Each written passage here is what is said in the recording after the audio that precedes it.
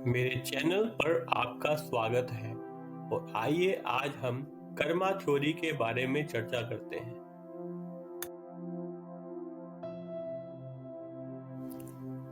आज हम कर्मा थ्योरी के सिद्धांतों के ऊपर चर्चा करेंगे। आपको पता है कि बहुत से लोग ये मानते हैं कि कुंडली में ग्रहों की स्थिति के हिसाब से जिंदगी में सब पहले से ही निर्धारित होता है। मेरे पास उन लोगों के लिए एक सवाल है जो इस प्रकार सोचते हैं, अगर दो बच्चे एक ही अस्पताल में एक ही समय पर एक ही कुंडली के साथ पैदा होते हैं तो उनका जीवन पूरी तरह से अलग अलग क्यों होता है। और जुड़वा बच्चों के बारे में भी देखा गया है कि वे एक ही कुंडली को साझा करते हैं लेकिन उनके जीवन में वे अलग अलग काम करते हैं।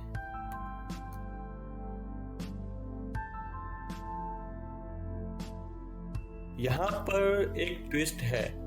कई लोग अलग अलग जगहों पर और भिन्न भिन्न समय पर पैदा होते हैं लेकिन जीवन में एक ही काम कर रहे होते हैं। क्या कोई इस पहेली का समाधान कर सकता है?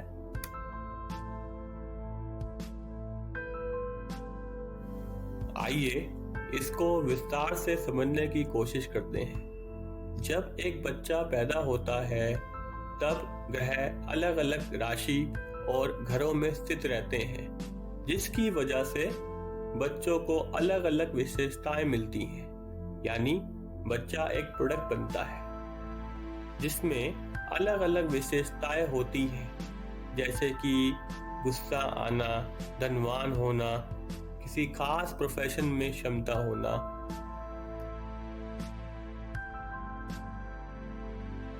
सबसे पहले हम डीएनए की बात करते हैं। अगर आपकी कुंडली में 9वें और 5वें घर में बुरा प्रभाव है तो उसको पितृदोष कहते हैं। इसका मतलब है कि आपको अपने पिता या शिक्षकों से सही मार्गदर्शन नहीं मिल सकता और वे आपकी सच्ची गुणवत्ता को समझ ही नहीं पाएंगे।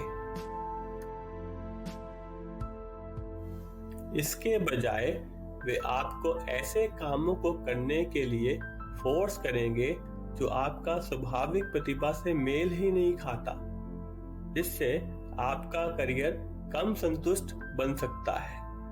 इस प्रकार यदि आप एक विशिष्ट प्रोडक्ट के रूप में पैदा हुए थे लेकिन अब आप कुछ और प्रोडक्ट बन चुके हैं, अगर ऐसा होता है तो सवाल ये उठता है कि सब पहले से निर्धारित कैसे हो सकता है।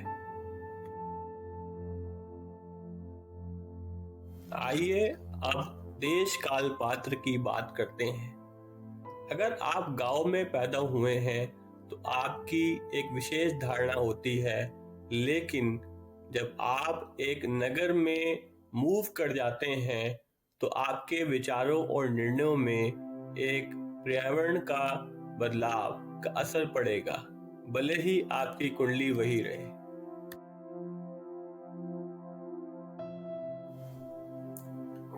समय यहाँ एक बहुत बड़ा गेम चेंजर है। उदाहरण के तौर पर यदि किसी की कुंडली बहुत ही अनुकूल है लेकिन उसके धन कमाने का समय उसकी 70 वर्ष की आयु में आता है तो उसको वो बहुत अच्छे से प्रयोग नहीं कर पाएगा। परिस्थितियों को भी यहाँ बहुत मायना दिया गया है। जब दो लोगों की कुंडली में सेम तरीके से धन कमाने के लिए योग बन रहा है तो गांव में रहने वाला व्यक्ति इतना पैसा अर्जित नहीं कर पाएगा जितना कि एक नगर में रहने वाला व्यक्ति कर पाएगा। चलिए अब चंद्र कुंडली के बारे में बात करते हैं। यह बहुत महत्वपूर्ण है क्योंकि यह आपके अवचेतन मन को संतुलित करता है। यदि यह संतुलित है तो आपके सारे के सारे सातों चक्र संतुलित रहते हैं और आप एक बेहतर निर्णय ले सकते हैं और सफलता पा सकते हैं। लेकिन यदि आपके जन्म के समय चंद्र कुंडली मजबूत है लेकिन यदि आपके रहने का स्थान यानी कि वास्तु बैलेंस नहीं है तो आपको सक्सेस नहीं मिल पाएगी। आपका भोजन आपके जीवन में एक महत्वपूर्ण भूमिका निभाता है, जो आपके शारीरिक संतुलन से जुड़ा होता है और सातों चक्रों और आपके मन पर असर डालता है। अच्छी गुणवत्ता के साथ सात्विक भोजन का सेवन करने से आपके चक्र संतुलित रहते हैं, जिससे मानसिक स्वास्थ्य और ठोस निर्णय लेने की क्षमता बेहतर होती है। तो जैसा कि आप देख सकते हैं कि जीवन में कुछ भी पूरी तरह से निश्चित नहीं होता। जब एक बच्चा पैदा होता है तो उसकी कुंडली, पिछले जन्म के कर्म, माता पिता के विभिन्न वास्तु जोन्स में समय बिताने से और उनके खाने के प्रकार से प्रभावित होती है। कुंडली में ग्रहों की स्थिति कुछ अच्छे या बुरे समय का सुझाव दे सकती है, लेकिन इस सूचना का उपयोग करना आप पर निर्भर करता है। यहाँ आपको डीएनए, देश काल पात्र, चंद्र कुंडली, वास्तु और भोजन जैसे अन्य कारकों को भी ध्यान में रखना चाहिए। कुल मिलाकर समय बहुत महत्वपूर्ण है। यदि आपका समय अच्छा है और आप उसी समय में मेहनत कर रहे हैं तो सफलता आपको मिल सकती है, लेकिन यदि आप उस समय को व्यर्थ करते हैं जो सफलता और समृद्धि के लिए अच्छा था, तो आपको सफलता नहीं मिलेगी। यह उसी तरह है जैसे कि सही समय पर सही अवसर को पकड़ना।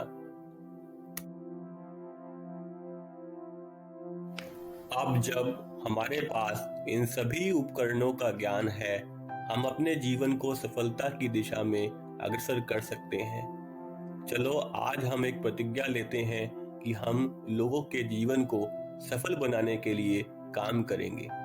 मिलकर ही हम इसे संभव बना सकते हैं।